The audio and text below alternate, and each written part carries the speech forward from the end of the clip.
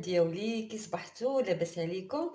نتمنى اموركم تكون على خير وبخير وتكونوا في احسن الاحوال ان شاء الله يا ربي. كيف ما كتشوفوا البنات انا يلاه فقت دابا وجالسه كنوجد الفطور ديالي، وقلت علاش لا لي ما نشارك مع البنات هذا النهار هذا. المهم دابا انا يلاه عمرت اتاي غادي نسخن شويه الملوي، وغادي نحط نوح البسكويت اللي كيعجبو راه مازال ناعس.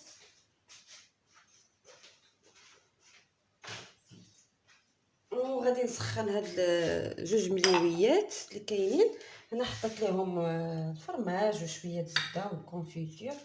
غادي نسخن هاد جوج ملويات ليا انا لحقاش ما كيبغوش يفطروا بالملوي مع الصباح، وانا كيعجبني الملوي نفطر به مع الصباح. ونوح كيعجبو هاد البسكوي هذا، غادي نقطعيه منه بسكوي ديال الدار العادي.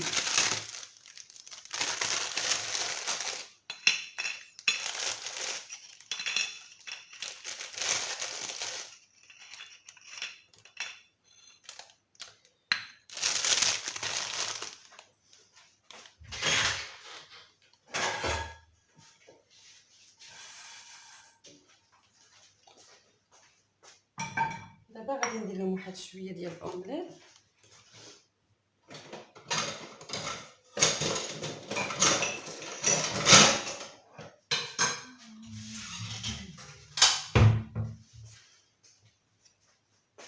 نشد واحد شويه ديال الزبده، غادي ندوبها هي الاولى.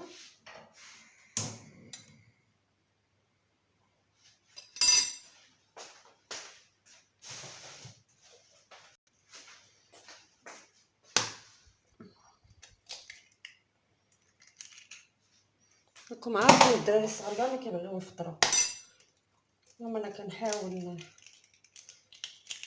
كندير داكشي اللي عندي دابا موجود في الدار نفطرهم به. المهم انا غندير واحد شويه ديال الملحه،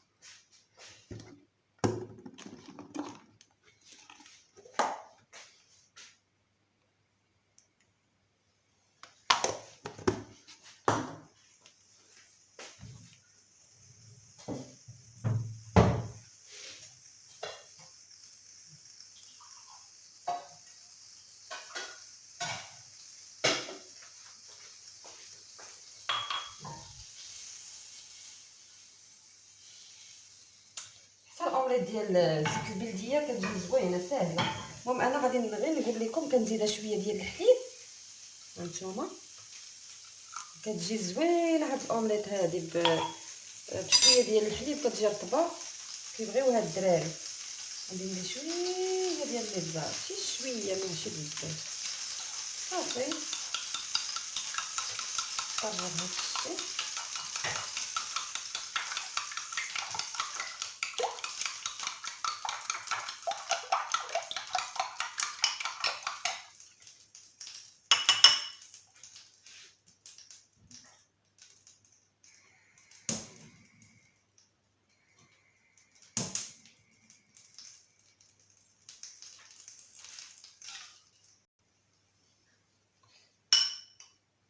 صافي وغادي نخليها طيب بحال شكل الخبيزه كتجي رطبه كيف ما قلت لكم كيبغيو الدراري البيض مع الصباح.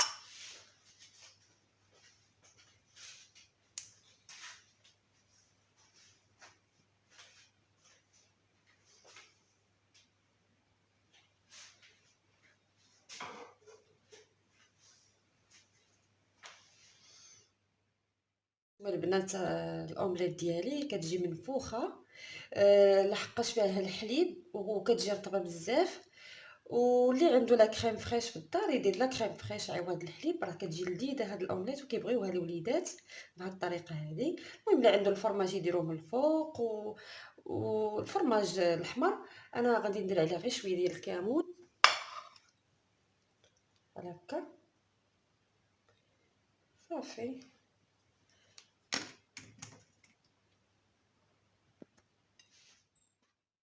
المهم انا حطيت الفطور ديالي غادي نفطروا ان شاء الله. شوفوا معايا الاومليت اللي فيها غير جوج بيضات قداش كتجي، راه كتجي منفوخه، هذاك الحليب هو اللي كينفخها وفي نفس الوقت كتجي رطبه. المهم كان هذا هو فطوري ديال هذا الصباح. يلا غادي نفطروا ان شاء الله البنات وغادي نرجع معكم. المهم البنات بعد ما فطرت وساليت دابا غادي نصب واحد الطاجين ديال اللحم. هنا درت قزبر ومعدنوس وغادي نخوي عليه زيت مخلطه، زيت الروميه وبلديه، ودابا غادي ندير واحد شويه ديال الملحه.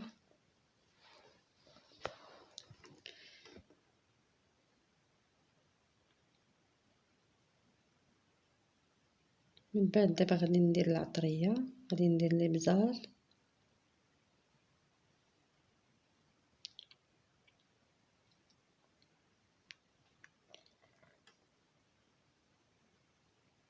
غادي ندير هنا خرقوم عود، وغادي ندير شويه ديال سكينجبير.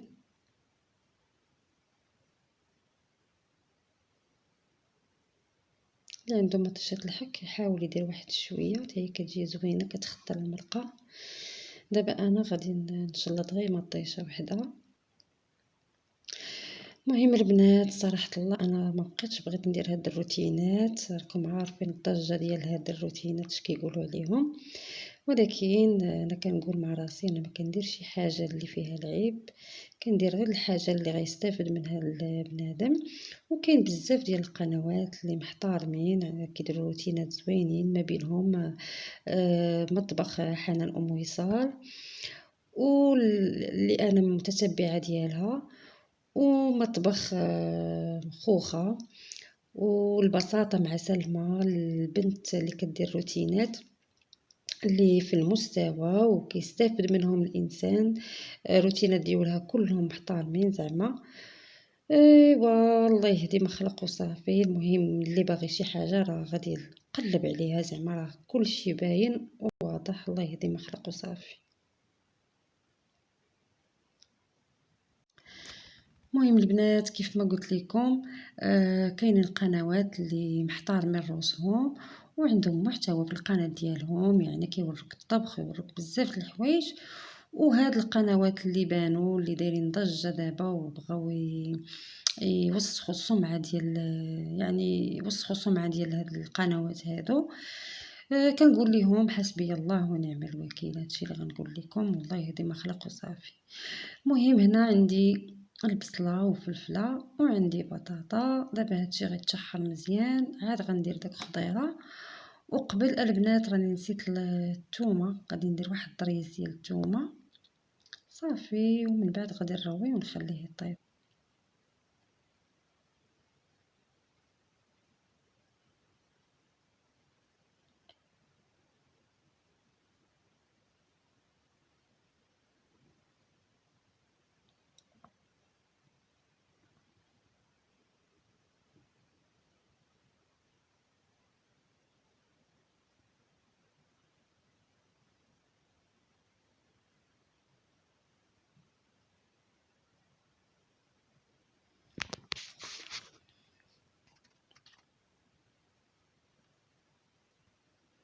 المهم البنات كيف ما كتشوفوا دابا غادي نرد داك الخضره اللي عندي.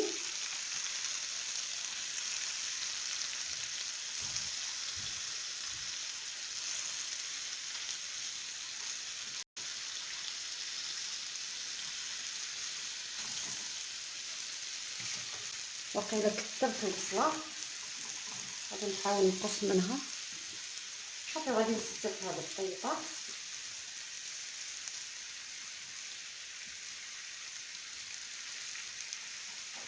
انا الاغلبيه البنات كندير غير الطاجين، كيجي لذيذ وساهل وفي نفس الوقت كيكون صحي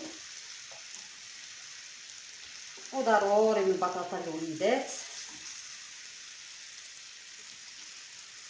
دابا غادي نقص عليه مزيان وغادي نخليه يطيب بالمهل. غادي نزيد واحد شويه ديال الربه ماشي بزاف، وغادي نخليه يطيب شويه.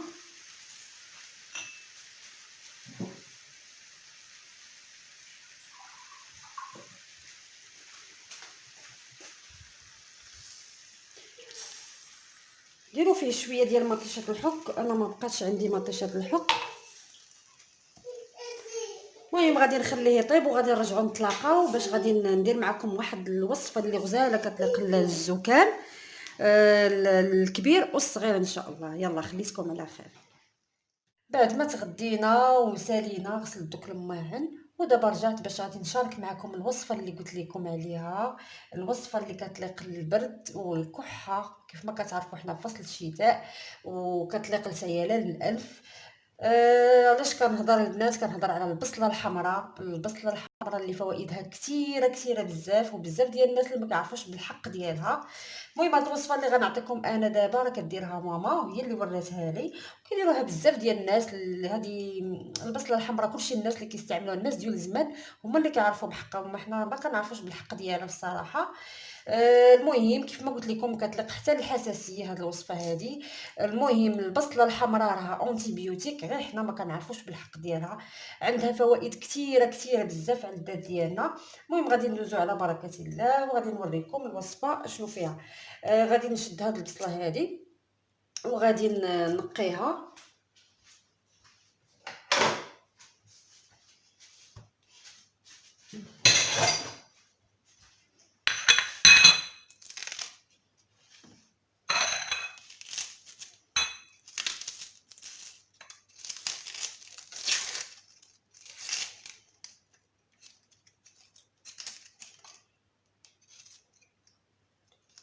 غادي نغسلها.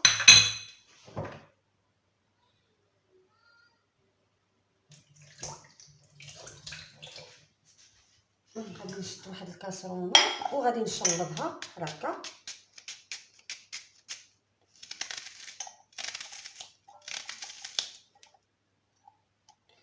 تقدروا ما ديروش كاع هاد الطريقه، المهم انا غادي نديرها بالحليب. تقدروا غير تحكوها او ديروها في هذيك الماكينه اللي كتعصر وتشدوا الماء ديالها وتزيدوه الماء المغليه اللي يكون طايب، يكون حتى برد حتى يبرد زعما، وديروا عليه البصله ديالكم، الماء ديال البصله، ومن بعد ديروا له شويه ديال العسل وتشربوه بحال هكا كي قديتو. المهم انا غادي ندير الطريقه ديالي اللي غادي نديرها لولدي. شلط هاد البصيله غنزيدها واحد الكاس ديال الحليب. المهم اللي القدر اللي غتشربوا، يعني ما يمكن لكمش تحتفظوا به، القدر اللي غادي تصاوبوه وغادي تشربوه هو اللي تصاوبوه، هو اللي تصاوبوه، يعني ما تخليوش البصله حتى النهار الاخر. ماما غادي نرفع على كاس ديال الحليب وغادي نردها تغلي.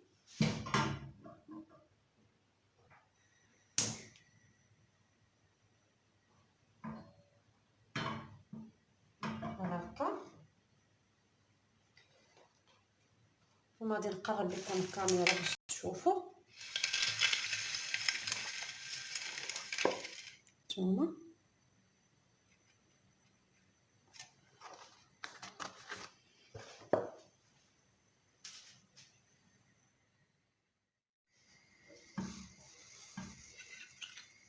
من تبدا تطلع هاد الغليه هادي نحاول نحيدها بحال هكا.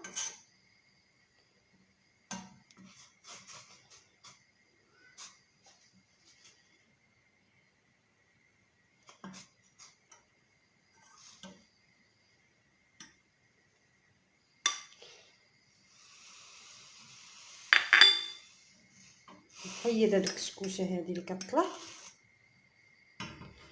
ونخليه عاوتاني كيطبخ.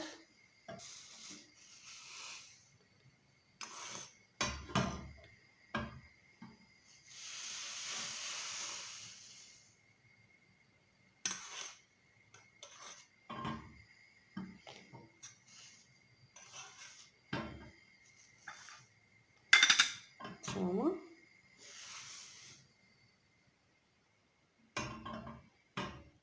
المهم نخليه يغلي لمده ديال 3 المرات ونحاولوا نحيدوا ديك الكسكوشه اللي كتطلع من الفوق.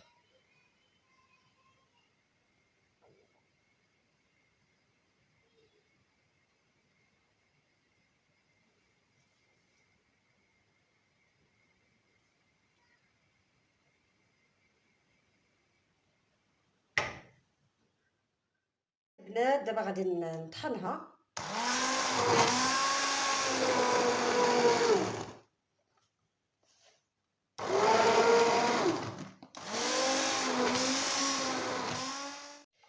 المهم المهم حاولوا طحنوها مزيان مزيان. ها نتوما كما كتشوفوا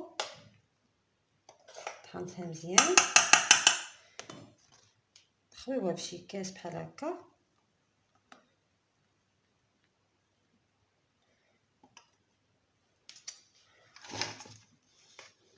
دابا غادي نديروا ليها شويه ديال العسل الحر، شي معلقه باش نحليوها باش يقدوا الوليدات يشربوها بحال هكا. هانتوما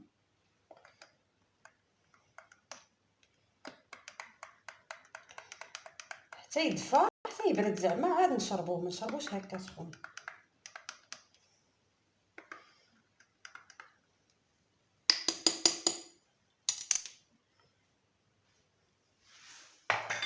البنات ها هو الحليب ديالي واجد كيف ما قلت لكم، خليوه حتى يبرد وشربوه حتى الليل تتبغوا تنعسوا. شربوه نتوما ولوليداتكم، راه كيعالج المرض ديال الزكام وضيق التنفس واللي عنده الحساسيه. وهذا اش بغيت نقول لكم، وكينقص حتى من المرض ديال السكر. شحال من واحد نقص له المرض ديال السكر، ولكن الا تبعتي وداومتي عليه.